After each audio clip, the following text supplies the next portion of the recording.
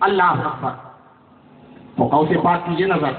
تو آؤ ذرا ہند کے راجا ہم سب کے خواجہ کی بھی نظر دیکھ لو. اللہ اکبر. اپنے پیر و مرشد خواجہ عثمان ہارونی کی خدمت میں بیت ارادت کے ارادے سے پہنچے. قصبہ ہارون پیر و مرشد کی خدمت میں حاضری دی. پیر و مرشد نے فرمایا معین الدین تمہارا جو ارادہ ہے اس ارادے کی تکمیل بعد میں ہوگی. پہلے یہ مجاہدہ کرو، یہ مراقبہ کرو، یہ عبادت و بندگی کرو، یہ اوراد و وظائف کرو.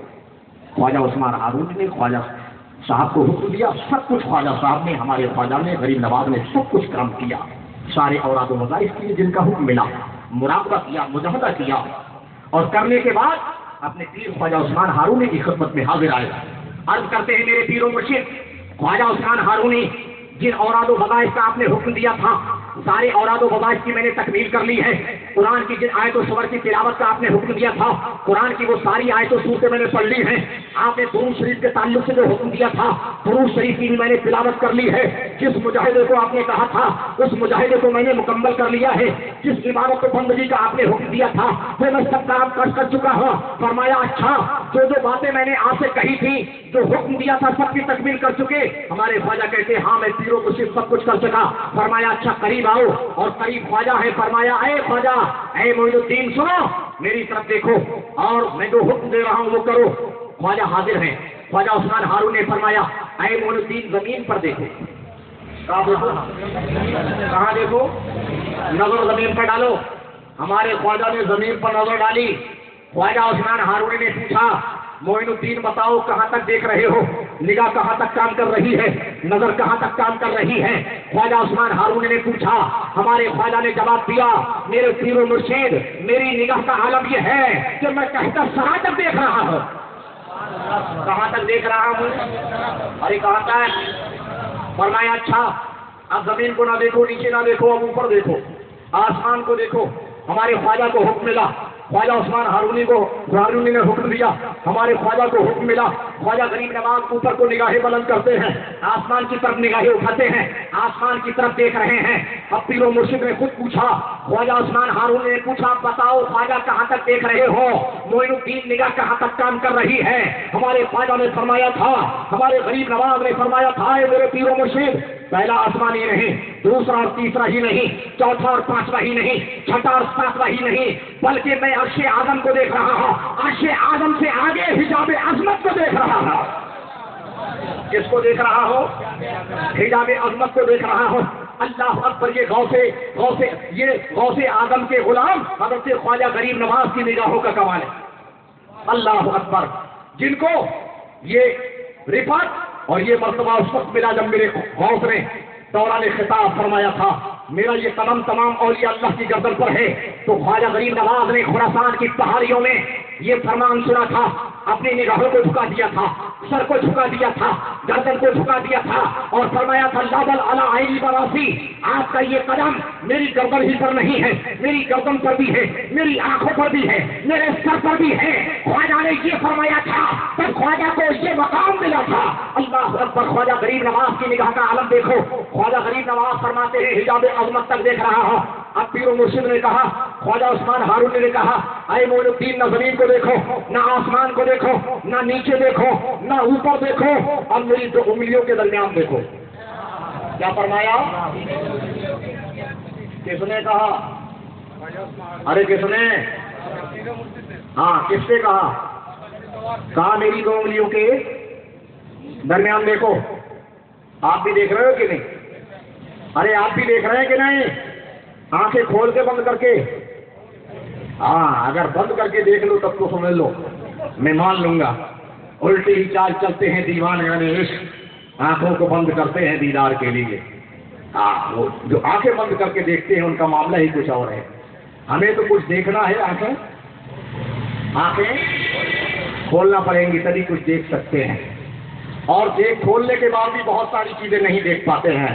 مگر یہ اولیاء اللہ کی شان ہے، ان میں دیکھنے کے لیے کوئی بھی چیز آنکھ کھولنے کی ضرورت نہیں. آنکھیں بند کرتے ہیں سارا جہاں دیکھ لیتے ہیں.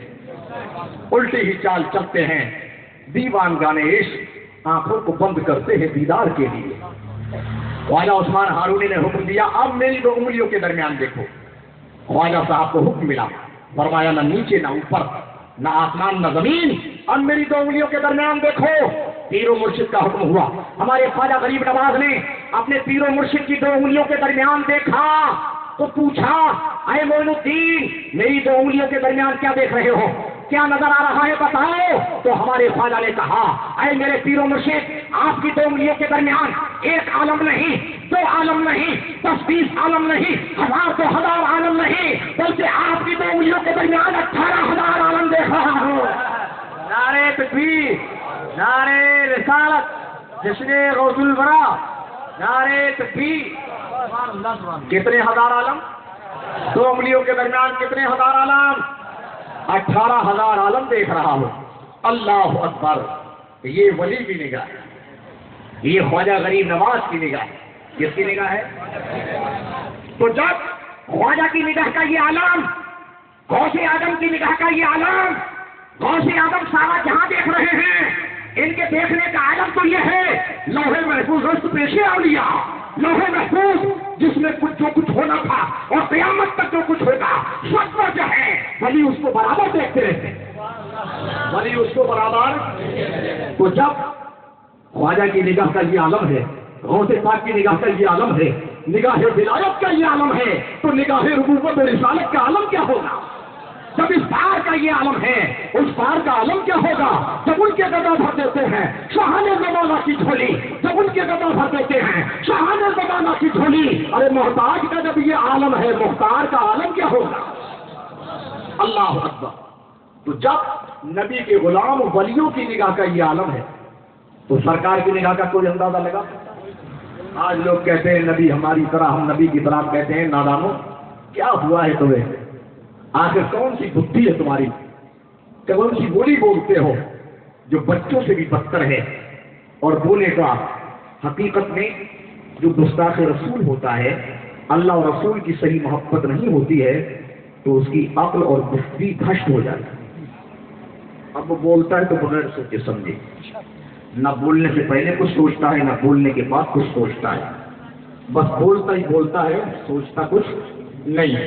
اور الحمدللہ ہم سنی شہید عقیدہ مسلمان جو بولتے ہیں سوچ سمجھ کر بولتے ہیں، صحیح بولتے ہیں، قرآن اور حدیث کی روشنی میں بولتے ہیں، الزامی بولی ہم نہیں بولتے۔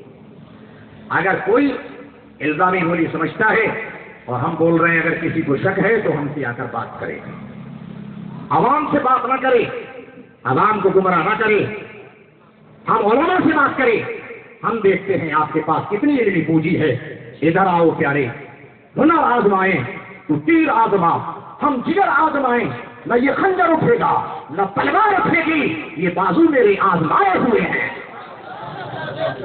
اللہ کے رسول صلی اللہ علیہ وسلم آگے بڑھ گئی، اللہ کے رسول صلی اللہ علیہ وسلم عرض یہ کر رہا تھا، میرے نبی صحابی کی قبر پر ہیں۔ صحابہ نے سوال کیا، یا رسول اللہ، اے میرے آقا آپ نے تسبیح اور تکبیر کیوں کہی؟ میرے نبی نے فرمایا 7 دن بعد تو قبر میں اتارا گیا، جیسے ہی صحابی قبر میں پہنچے، قبر میں صحابی کو رکھا گیا تو فوراً صحابی ادھر قبر میں پہنچے، فوراً قبر نے صحابی کو دبا لیا، میرے سرکار کی نگاہ نے دیکھ لیا، میرے سرکار فرماتے ہیں میری نگاہ نے دیکھ لیا، لہٰذا میں نے تسبیح کہی، میں نے تکبیر کہی، رب کریم نے، میرے پروردگار نے میرے تسبیح اور تکبیر کی برکت سے صحابی کی قبر کو کشادہ فرما دیا، صحابہ کی قبر کو۔ اللہ اکبر۔ نبی کی تسبیح کی برکت، صحابہ کی تسبیح کی برکت، نبی کی تکبیر کی برکت قبر میں کام آ رہی ہے۔ تو پتہ یہ چلا الحمدللہ ہم اپنے عزیز و اقارب کو دفن کرنے کے بعد ان کو یوں ہی بے تعلق نہیں چھوڑتے،